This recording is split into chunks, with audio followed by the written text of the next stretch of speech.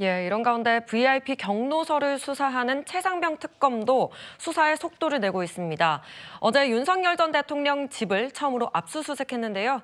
특검팀이 윤 전 대통령이 쓰던 휴대전화 한 대를 확보했습니다. 특검은 어제에 이어 오늘도 직권남용 권리행사 방해 등 혐의와 관련하여 압수수색 영장을 집행하고 있습니다. 윤석열 전 대통령의 주거지에 대하여도 집행에 착수했습니다. 오늘 혹시 어떤 거 좀 가져가고 교부도 했다고 하던데. 네. 별거 없었습니다. 어떤 거 있었어요? 아니 핸드폰 말고 갖고 온 게. 핸드폰만? 네, 핸드폰만. 다른 거 뭐 자료나 이런 거는 혹시? 네? 아니 그런 거 전혀 없었습니다. 네, 기기가 어땠는지 그냥. 아니 저희는 그 수사 협조 압수수색 영장에 기재된 거 최대한 협조했습니다. 압수수색 영장을 집행하는 거에 대해서 최대한 협조를 했고요. 이렇게 압수수색을 했는데 이 윤석열 대통령 압수수색에 대해서 김계리 변호사가 반발을 했습니다.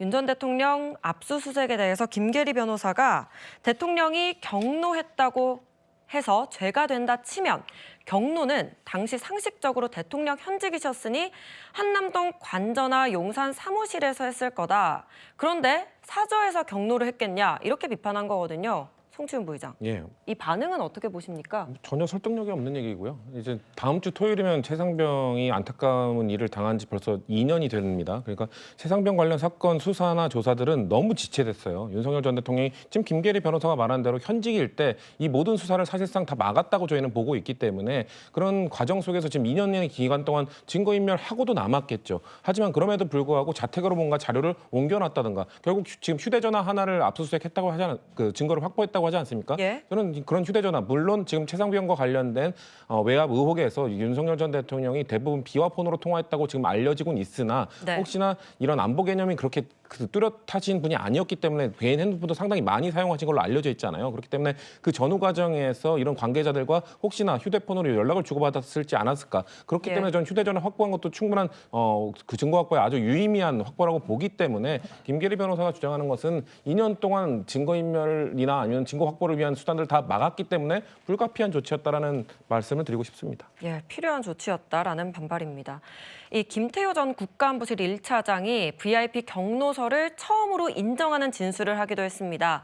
특검이 어제 김 전 차장을 피의자 신분으로 조사를 했거든요. 그런데 윤 전 대통령이 화내는 걸 들었다. 다만 구체적인 내용은 기억나지 않는다는 취지로 진술을 한 걸로 알려졌습니다. 박민영 대변인, 예. 좀 특검 수사가 새로운 국면으로 접어드는 기점이 아닌가 싶은데요. 저는 특검 자체가 조금 비효율적인 수사를 하고 있다라고 생각을 하거든요. 네. 왜냐하면 윤 전 대통령이 경로를 했다라고 해서 그것이 범죄가 되진 않습니다. 지금 우리가 정치적인 공세를 하는 것이 아니라 법적인 잘잘못을 따지는 거거든요. 예. 그렇다라고 하면 경로를 넘어서 이것이 부적절하게 수사에 개입을 했다라고 하는 것이 입증이 돼야 하는 겁니다. 그런데 이것이 최상병 사건이 국민의 대표로서 장병의 죽음에 대해서 지나치게 도외시한 것은 비판받을 수가 있습니다. 그런데 대통령은 동시에 국군 통수권자거든요. 그런데 해병대 수사단이 사단장까지 지휘통제 라인을 일거에 다 기소 의견으로 송치를 하겠다라고 결정을 하게 되면 이것은 군사 작전상에도 문제가 생길 수가 있는 겁니다. 이에 네. 대해서 대통령이 국무위원 중에 한 명인 국방부 장관을 통해서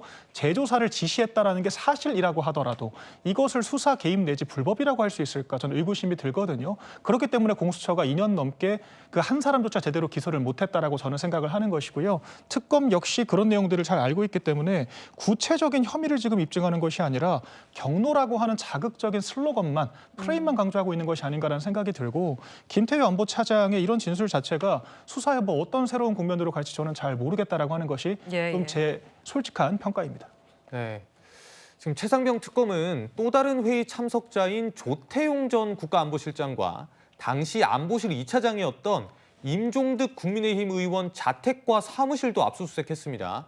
국민의힘 의원들은 이 지도부의 긴급 공지를 받고 임 의원 사무실 앞으로 모여들었는데요.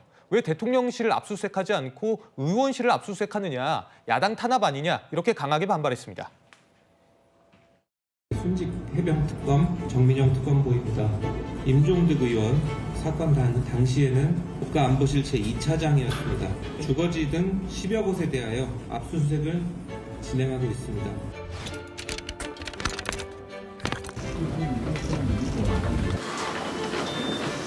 지금 누가 들어왔냐? 수사팀 들어가나? 괜찮으세요? 유상범 수석이에요. 과잉 지금 수사를 하고 있기 때문에 여기에 대해서는 법대로 절차대로 해달라는 것이 저희의 요구입니다. 야당 탄압이자 정치 보복입니다. 야당 망신주기 압수수색 즉각 중단하시고 철수하기 바랍니다.